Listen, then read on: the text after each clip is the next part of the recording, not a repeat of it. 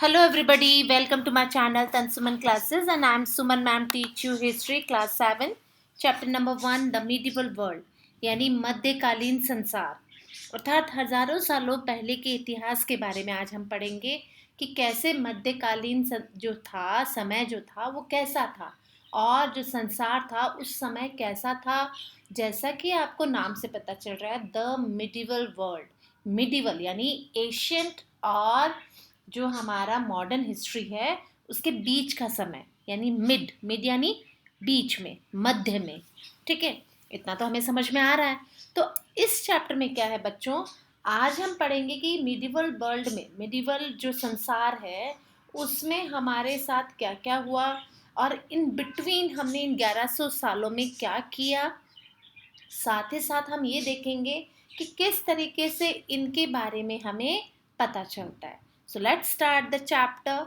Before we start the chapter, please like and subscribe my channel and press the bell icon also so you will get more videos. आपको और आगे से ज़्यादा हमारे videos मिलते रहे, सो प्लीज़ लाइक और सब्सक्राइब से ज़रूर करिएगा।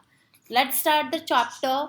The study of the past is divided into period. आप सबको पता है अगर हम किसी हिस्ट्री को पढ़ते हैं, अगर हम किसी के बारे में कुछ जानना चाहते हैं तो हम कुछ पार्ट्स में उसको डिवाइड कर देते हैं ताकि उसको समझना आसान रहता है।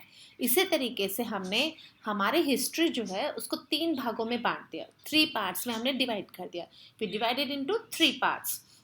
फर्स्ट इज एशियन हिस्ट्री, जैसा कि हम पिछली क्लास 6 में पढ़कर आए हैं, और second is medieval world history यानी मध्यकालीन इतिहास, और थर्ड इज मॉडर्न हिस्ट्री यानी आधुनिक भारत, आधुनिक इतिहास। ठीक है, अब आप हम संसार के बारे में जब पढ़ते हैं तो अब हमने क्या दे दिया, मिडिवल वर्ल्ड यानी पूरे उस समय वर्ल्ड में क्या हलचल हो रही थी, क्या स्थिति थी और क्या चेंजेस आ रहे थे, वो आज हम इस बुक में चैप्टर फर्स्ट में पढ़ेंगे।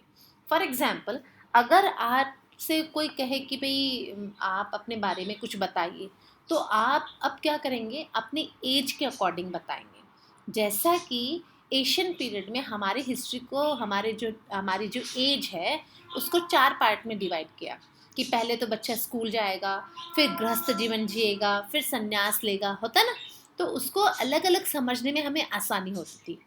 ठीक उसी तरीके से हिस्ट्री को भी जब हम डिवाइड कर देते हैं तो हमें समझना आसान हो जाता है। अब देखिए, the study of the past is divided into periods. अलग अलग पीरियड्स में समय में इसको बांट दिया गया। The period is lies between the ancient and modern period of the history is known as a middle or medieval period. जैसा कि आपको हमने बताया कि एशियंट और मॉडर्न के बीच का जो भाग है, बीच का जो पार्ट है, उसको हमने क्या दे दिया, मिडिवल पीरियड नाम दे दिया। In India the medieval period stretch from beginning to the 8th और the end of the 18th century, यानी 8वीं से लेके 18वीं शताब्दी के बीच में, यानी कि इन लगभग 1100 साल, ठीक है, इनके बीच में जो समय अंतराल आया उसको हमने मिडिवल वर्ल्ड का नाम दे दिया। The 8th century is generally taken a beginning because society, economy, politically, religion and culture underwent many changes. अब आप ये देखिए, 8वीं शताब्दी जो है इसमें क्या हुआ बेटा, बहुत सारे चेंजेस लाए गए। अब वो बहुत सारे चेंज जब आए तो वो कौन कौन से चेंजेस आए थे, हमारी जो सोसाइटी है, हमारा जो समाज है उसमें बदलाव आया, हमारी जो इकोनॉमिक एक्टिविटी है उसमें बदलाव आया, और साथ ही साथ में हमारी पॉलिटिकल जो लाइफ थी, इसमें राजनीतिक जो लाइफ थी वो चेंज हुई। रिलीजन जो हमारा धर्म है उसमें भी बदलाव आया, और साथ ही साथ में हमारा जो कल्चर है, हमारा जो संस्कृति है, इसमें भी बदलाव आया। अब क्या क्या बदलाव आए, 18th century witness still more changes, और 18वीं शताब्दी में तो बहुत ज़्यादा चेंजेस आए। आप जैसा कि देखते हैं कि medieval and the beginning of the modern period, यानी एंड ऑफ द मिडिवल, यानी हमने ये कहा कि 8वीं से लेके 18वीं शताब्दी, यानी 8 से लेके 18th सेंचुरी जो थी मिडिवल पीरियड था उस टाइम में। लेकिन जब 18th सेंचुरी से जैसे ही एंड था मिडिवल पीरियड का और मॉडर्न पीरियड का स्टार्टिंग था, उस टाइम में हमें हमारी लाइफ में बहुत ज़्यादा चेंजेस देखने के लिए मिले। The medieval period is divided into early medieval period, and let medieval period. अब हमारा जो मिडिवल पीरियड है, जो मध्यकालीन समय है, उसको भी हमने 2 पार्ट्स में डिवाइड कर दिया। First is medieval period. अब मिडिवल पीरियड क्या है भाई? तो मिडिवल पीरियड में हमने क्या किया, 8 से लेके 13 सेंचुरी के बीच का टाइम हमने मिडिवल पीरियड को दे दिया। और लेट मिडिवल पीरियड में हमने क्या कर दिया, 13 से 18 तक। ठीक है, 2 पार्ट्स में डिवाइड कर दिया। अब मिडिवल पीरियड में क्या है, इसमें जो पाल है, प्रतिहार है, राष्ट्रकूट है, चौलाज हैं, राजपूत है, इनके पास पावर बहुत ज़्यादा थी मिडिवल पीरियड में। ठीक है, लेट मिडिवल पीरियड में क्या हुआ, तुर्क है, अफगान है और मुगल्स हैं, इनके पास पावर आ गई। समझ में आ गया? So the early medieval period stretched from the 8th to 13th century. The Pals, Pratihars, Rashtrakuts, Cholas and the Rajputs were the powerful ruling dynasties during this period. Okay. The late medieval period lasted to the 13th to the 18th century. It covers the rule of the Turk and the Afghan and the Mughal. और late medieval period था, उसमें इन सब के पास power आ गई। The many names of the India, our country is commonly referred to as a Bharat. अब आप ये देखिए, जो हमारा इंडिया है, इसको अलग अलग नामों से जाना जाता है, बहुत अलग अलग नामों से। कोई इंडिया बोलता है, कोई भारत बोलता है, कोई हिंदुस्तान बोलता है। ठीक है, और ये जो इतने सारे नाम हैं, ये किसने दिए और किस तरीके से ये आया? तो जो हमारा भारत देश है, वो बहुत सारे अलग अलग नामों से जाना जाता है। तो इतिहास में समय समय पे इसके नामों को अलग अलग नाम से जाना गया। कैसे? The India was known by the different names at different points in history. Bharatvarsh and Jambudvip are two of the earliest names by which our country was known as the ancient time.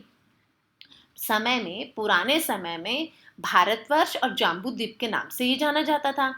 India is also known as the land of the people who lived along the river Sindhu. और India, जहाँ के लोग कौन से नदी के किनारे रहते थे? सिंधु नदी के किनारे रहते थे। ठीक है, अब द संस्कृत वर्ड सिंधु, अब जो संस्कृत वर्ड है Sindhu, pronounced Hindu in old Persian, जिनको प्रोनाउंस किया गया हिंदू के नाम से। सिंधु को हमने क्या नाम दे दिया? हिंदू।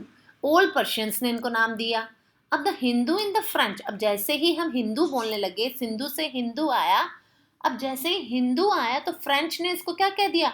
इंदी इंदी, इंदी इंदी कहने लगे। तो अब ये इंदी इंदी करते करते इंग्लिश जो आए थे, ब्रिटिश आए थे, उन्होंने इंडिया कहना शुरू कर दिया। ठीक है, समझ में आ गया आपको? The way understood Hindustan today is quite different from what it was understood in medieval time. अब आज जो भाई हिंदुस्तान हम देखते हैं, वो थोड़ा सा क्वाइट, थोड़ा सा अलग, डिफरेंट था। For example, according to the some medieval scholars, Hindustan comprised territories that were the part of the Delhi Sultanate. Hindustan है वो टेरिटरीज के रूप में था, जो कि दिल्ली सल्तनत के पास था। On the other hand, Babar, जो फाउंडर ऑफ मुगल एम्पायर कहे जाते हैं, उन्होंने इस शब्द का इस्तेमाल किया कहाँ की जोग्राफी और नेचुरल वेजिटेशन सब कॉन्टिनेंट, यानी भारत की जोग्राफिक, भौगोलिक और प्राकृतिक वनस्पति को दिखाने के लिए, उसको डिस्क्राइब करने के लिए ये नाम दिया था। It was only in the 19th century, during the British Raj, that Hindustan came to be used synonymously with India, और इसी का समरूप ये नाम दे दिया गया। Major historical development. अब मेजर हिस्टोरिकल डेवलपमेंट क्या क्या हुए? कुछ पौराणिक जो हैं, वो विकास किस तरीके से संभव हो पाया ऐतिहासिक रूप में। The medieval period in India is characterized by some important development. अब बहुत सारे आपको इसमें चेंजेस दिखेंगे, विकास दिखेंगे। तो ये विकास किस तरीके से हुए वो हम समझते हैं। The coming of the Muslim lead to the, अब जब मुस्लिम्स आए तो उन्होंने क्या किया? आप देखिए, ये just look at the picture. There was an increase in temple building activity in medieval India. यानी मिडिवल भारत, जो मध्यकालीन जो भारत था, उस समय में जो टेम्पल बिल्डिंग हो रहे थे वो बहुत बड़ी संख्या में हो रहे थे, है ना? देखिए कितना सुंदर मंदिर बनाया हुआ है। ओके, नेक्स्ट आप, growth is a mixed culture, यानी जो मिडिवल टाइम था वो एक कल्चर का मिक्स्ड था। वो किस तरीके से? There was a intersection between north and south India. अब नॉर्थ और साउथ इंडिया का जब इंटरसेक्शन हुआ, आपस में परस्पर उनका जब मिलना हुआ, between the Hindu and Muslims the culture exchange lead to the growth of the culture. और जैसे जैसे हिंदू और मुस्लिम्स का आपस में कल्चर एक्सचेंज हुए तो हमारा जो कल्चर है वो किस नाम से, it was an Indian culture के नाम से जाना जाने लगा। And Muslim dynasties, particularly the Mughal, provided many centuries of the political stability to the country. This lead to an increase in trade and rapid growth of the towns and cities. यानी बहुत बड़ी, जब मुस्लिम जो dynasty थे, मुस्लिम जो शासक थे, इन्होंने बेसिकली क्या किया, अपनी राजनीतिक स्थिरता को बनाने के लिए, देश में राजनीतिक स्थिरता लाने के लिए इन्होंने इसका इस्तेमाल किया। और टाउन और सिटीज़ में भी ट्रेड जो था वो बहुत बड़ी संख्या में फैला रहे थे। Trade lead to a greater intersection between the people from different parts of the world. और जो ट्रेड, जो व्यापार है, उसने भी लोगों को आपस में बहुत बदलाव लाया, क्योंकि इसके लिए लोग आपस में एक दूसरे से मिलने लगे थे। वर्ल्ड के लोग आपस में परस्पर एक दूसरे से जब मिलने लगे, India borrowed many things from the culture of the other countries. और भारत एक ऐसा देश है जहाँ पे सभी, हर कोई आना चाहता था व्यापार के लिए। तो व्यापार के लिए जब इंडिया में आए तो उन्होंने, भारतीयों ने क्या किया, उनकी संस्कृति को भी अपनाना शुरू करा, उनके रहन सहन, उनके पहनावे को भी देखना शुरू करा और अपने आप में चेंजेस लाए। So during the medieval period Islam spread in India. और मध्यकालीन भारत में इस्लाम बहुत जोर शोर से फैला। The Bhakti and Sufi movement spread the message of the devotion to God. और उस समय क्या था, भक्ति और सूफी मूवमेंट है, वो भी भगवान के लिए, भगवान को याद करने के लिए, डिवोशन, समर्पित होने के लिए भगवान के लिए, वहाँ पे भी kindness towards the human beings, यानी इंसान के लिए काइंडनेस दिखाने के लिए, भगवान के प्रति जो आस्था थी लोगों की, वो उन्होंने भक्ति और सूफी मूवमेंट के द्वारा दिखाई। ठीक है, जिसके बारे में हम चैप्टर 9 में पढ़ेंगे। अब सोर्सेज है, सोर्सेज यानी स्रोत। अब काफ़ी स्रोत में काफ़ी कुछ चीज़ों से हमें देखने के लिए मिलता है, सुनने के लिए मिलता है कि भाई इंडियन हिस्ट्री है, इंडियन जो मिडिवल पीरियड है उसके बारे में हमें कैसे पता चलता है। बेसिकली आप देखिए, एशियन जो हिस्ट्री थी उसके जो सोर्सेज हैं वो क्या है बेटा, हमें ज़्यादा नहीं मिलते हैं, रिटन रिकॉर्ड में ज़्यादा नहीं मिलते हैं। क्यों? क्योंकि उस टाइम पेपर इन्वेंट नहीं हुआ था, दूसरी बात लिखना पढ़ना नहीं आता था। ठीक है, लेकिन जो मिडिवल पीरियड है उसमें क्या है, पेपर इन्वेंट हो चुका था, लोगों को लिखना आ चुका था, इसलिए उसके बारे में हमें अधिक से अधिक जानकारी प्राप्त होती है। तो जो सोर्सेस हैं जो कि हमें पता चलता है वो कौन कौन से सोर्सेज हैं। Like the Asian period, information on the medieval period is derived from the archaeological और लिटरेरी सोर्सेज। अब आर्कोलॉजिकल, आप बोलोगे मैडम ये आर्कोलॉजिकल क्या है, तो आर्कोलॉजिकल वो सोर्स होते हैं बेटा, पुरातात्विक स्रोत, यानी ऐतिहासिक काल से संबंधित सभी प्रकार के भौतिक अवशेष को पुरातात्विक स्रोत के नाम से जाना जाता है।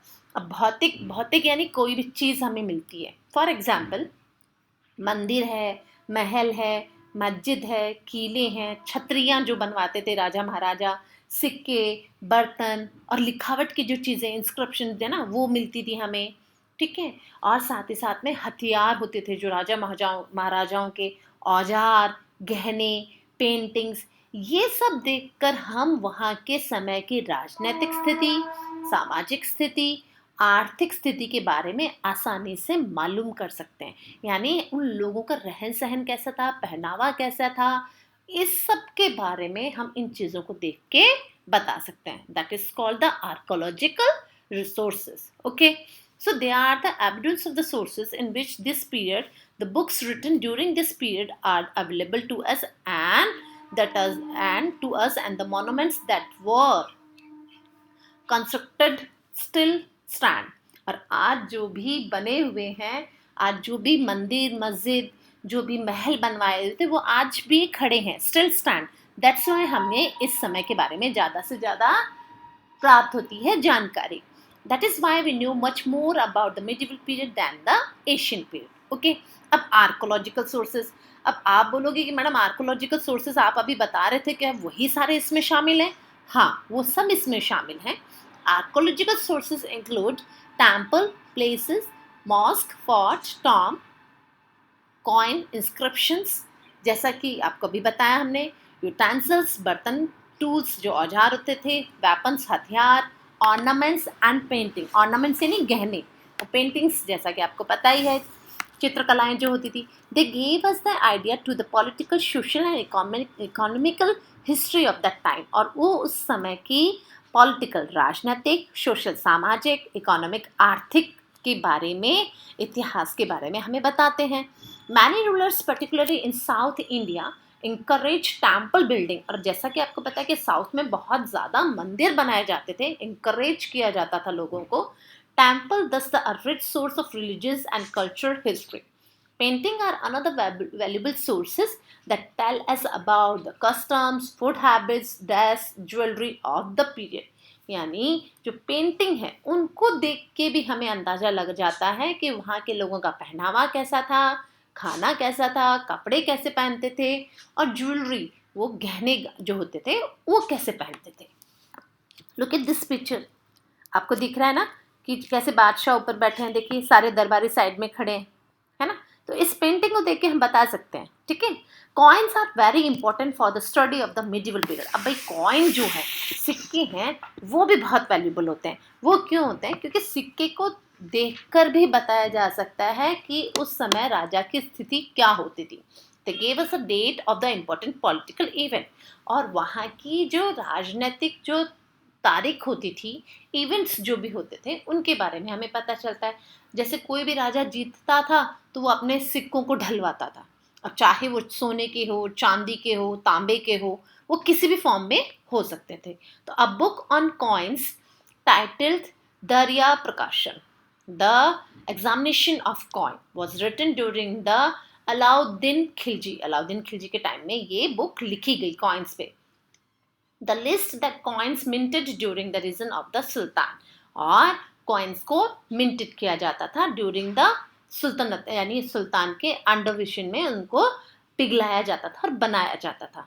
Inscriptions from the South India record problematics by the kings and gifts to temple and learned man. Some of these inscriptions are recorded in copper plates and some are inscribed on temple walls also. अच्छा, अब पता क्या है, जो राजा होते थे वो inscriptions को, है ना, इनको, अच्छा इंस्क्रिप्शंस क्या होता है? शिलालेख, यानी पत्थर के बड़े बड़े चट्टाने, ठीक है, जिन पे कि लिखा जाता था.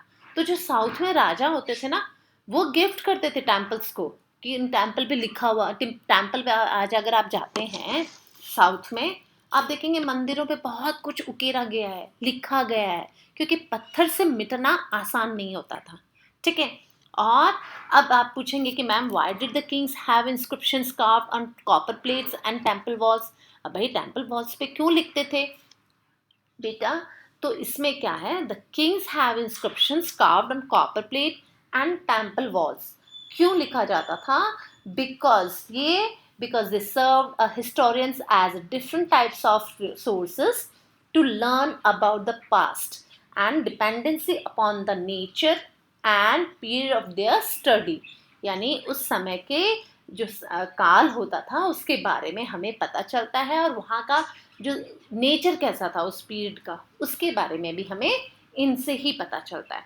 आई होप आपको ये काफ़ी अच्छा लगा होगा topic, and next topic we will read in the next video. Thank you and don't forget to like and subscribe my channel.